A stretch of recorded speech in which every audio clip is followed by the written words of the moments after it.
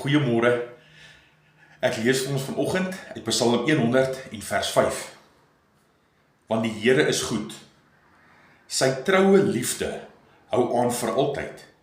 Sy trou is van geslag tot geslag.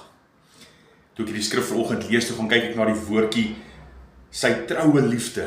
Sy trou is van geslag tot geslag. Die woordjie trou of om getrou te wees. En ek gaan kyk na die werklike betekenis van hierdie woord, sy getrouheid. Jy weet wat beteken dit? Om nougeset te wees.